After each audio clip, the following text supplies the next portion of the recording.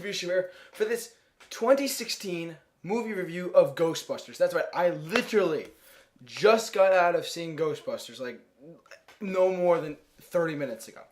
So it's all fresh in my brain, and I'm going to review this as if you have seen the movie with me. I just went to see this movie with one of my friends, and we actually really enjoyed it. We're going to get into all the cast and all the story elements. So this is a spoiler-filled review. If you do not want to know anything about Ghostbusters, the new movie, that's fine. Then go to Jeremy Johns, go to Snow, check those guys out because they don't give the story away. I give the story away because I just find it easier to talk about it that way. Okay, here we go. The cast rundown. As I said, full spoilers. We're going to go cast, we're going to go plot, and we're going to go the overall outcome. Okay, here we go. The cast of this movie is very well put together. The movie stars Melissa McCarthy, Kristen Wiig, Kate McKinnon, and Leslie Jones as the four main key Ghostbusters. Now, other characters are included, such as Chris Hemsworth as Kevin. He plays a pretty big role, actually. And there's fun cameos here, and there's a lot of fun cameos, actually. Bill Murray is a character. Dan Aykroyd is a cameo. Ernie Hudson is apparently Leslie Jones's the character of Leslie Jones. It's her uncle, and Sigourney Weaver shows up near the end. And Annie Potts is the receptionist at the hotel. You know, all this stuff. They brought back the cast members and utilized the older cast in a way of cameo. It was perfect. And they did dedicate this movie in the credits, at the very, very end of the credits. I'll get to that in a sec. But at the end of the credits, they did dedicate it to Harold Ramis, who was one of the creators of this franchise. And not only that, but there is actually a bust, if you will, like a statue of of Harold Ramis, or it looked like him at least, in the very beginning of this movie. So a lot of fun, cool things here and there. The Stay Puft Marshmallow Man, like a lot of stuff harkened back to the original, but it's still its own movie. It's its own entity now. Ghostbusters does not have to make a third movie because they already did that. It's called Ghostbusters the video game. That had Bill Murray, Peter Venkman. That had Ray Stantz. That had all those guys. This is a fresh new take, and it really did work. And here's why. Now we're getting into the plot. So the film opens up immediately opens up in one of the historical sites in New York City. So it opens up with that, and you just have like there's a word has it that this woman's been never been locked out, taken out of the basement, whatever. Then eventually she comes out and it's like, oh my, and then the Ghostbusters like Ghostbusters, and then that comes out. And then it gets to like Kate McKinnon. How to put this? The first Ghostbuster you meet is Kristen Wiig's character, and she leads, and then that segues into re-meeting up with, as far as the story goes, meeting up again with the Melissa McCarthy character and the Kate McKinnon character. And Kate McKinnon's character is like, hold on, I'll get there in a sec. Leslie Jones's character is like the New York centric person. She knows New York in and out because she works in the subway system, so she knows the city. Then she joins them, but they each have their own personality. Each of the Ghostbusters definitely does have their own unique taste that they bring to the table. Like Melissa McCarthy's character is very like the positive person. Like, come on, we can do this, guys. I made it sound cheesy, but in the movie it works very well. Kristen Wiig's character, she is the skeptic at first, and then becomes the super excited, joining up with Melissa McCarthy's character. We can do this type of thing. So the evolution of the characters worked very well. Kate McKinnon's character was the engineer. She understood the technology. She knew how to do it. She knew how to put all the proton packs together. She knew how to make all the new guns and stuff. All that stuff. Leslie Jones just knew New York City, and she got the car for them. So there you go. That's kind of the rundown of them. You meet Kevin, or the Chris Hemsworth character, very early on. Within the first, 20-30 minutes of the movie, you meet Kevin. And Kevin he was a weaker point for me, at least, because he was just so dumb. But obviously they were hitting on him because, like, oh my god, he's so hot type of thing. But he was kind of a dumb character. He wasn't necessarily useless, but he brought down the film a little bit for me.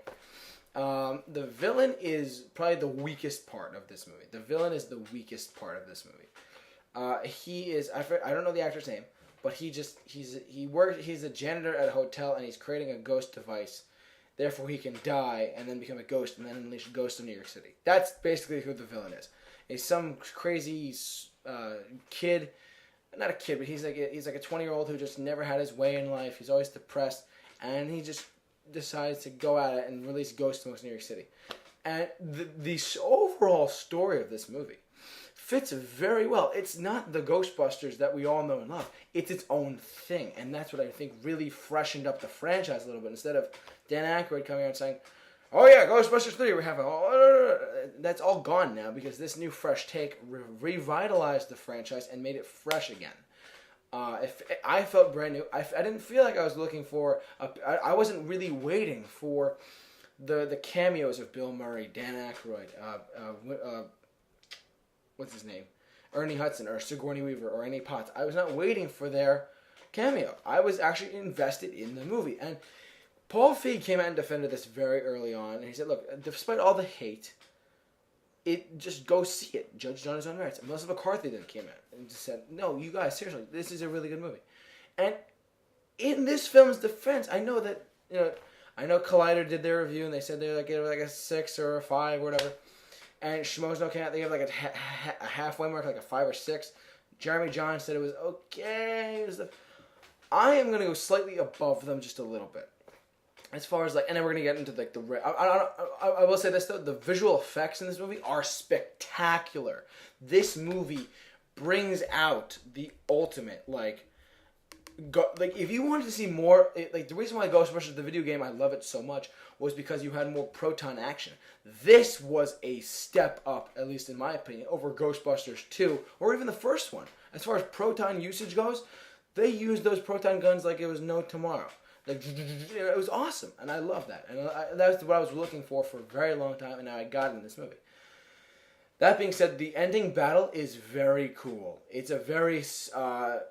they shot it in Times Square. They have all these people running around, blah, blah. It was insanity of ghosts. And that's what I like. They actually... One of the complaints, or one of the things that always bugged me about the original Ghostbusters was that there's only a few ghosts running around until that one scene near the end where Zool lets them all out. Stuff like that. But this one, there's ghosts everywhere. Ozzy Osbourne makes a cameo. All these things I'm listing were all pluses instead of minuses. This movie is a damn funny movie. I had myself chuckling a few times in the theaters. Not like airplane laughing, but where I laughed myself sick to the point where I fell off a chair. But it definitely is a funny movie. You actually get invested and really do enjoy the time you have with these characters. Guys, I've stressed this the moment they announced this movie.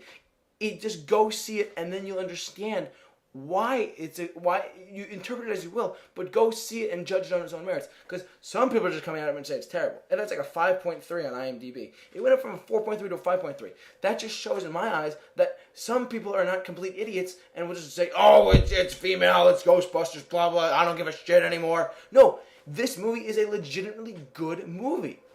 That's my opinion, obviously, but you can judge on your words. Go see this, okay? Point made. Now I'm going to get to the rating. The moment the movie ended, and I will say this, there is an end credit scene, so to speak, for all of you hardcore Ghostbusters fans. There is an end credit scene, and it's really, if you know the original pretty well, you'll get it. And it sets up a sequel per se. So we don't know yet, but it did set it up, depending on box office and everything else. Anyways, given all that being said, the cast, the drama, the amount of hate that has gone through this thing, this movie deserves a 7.5 out of 10. That's the highest I went. Actually, that's not the highest I went. I was hesitant to give it an 8, but I said, it's not an 8 worthy. 8 worthy is like Star Trek 2009 type of. It's not that level of movie at all. But it's still a decent movie, guys. It's really good. I really recommend it. So the moment it ended, I'm like, That was the 7.5 just popped in my head. Okay, yeah. So yes, I gave this movie a 7.5 out of 10, which is a bit higher than all those the other YouTubers' critics. But I do think that this is a damn good movie. It's really good. If you guys don't see it, you may miss out on it. It truly is I don't want to call it a cinematic experience, but it's something to see. If you're doing nothing like I was this morning, go see it. It's totally worth it, guys. Trust me on that. So yes, 7.5 out of 10. The Paul Feig worked his butt off to get this thing underway, and he really delivered, at least in the way I wanted it to. And so yes, that has been the review for Ghostbusters 2016. What did you guys think? If you guys have seen it, please comment in the section. Please jump in the comment section below. I'd love to hear your thoughts. And what are you guys saying about this? Am I dead wrong, even though I just gave a spoilers review and that's my opinion on it? Please say whatever you want in the comment section. But don't forget to share this video with all your friends. Like it. Share it on Facebook, Twitter, Reddit, whatever. Keep it locked on all things for everything, anything Ghostbusters, and all your movie reviews. Keep it locked on the Super Review Show. J-Man, off to work. Go see this movie. I'll see you later.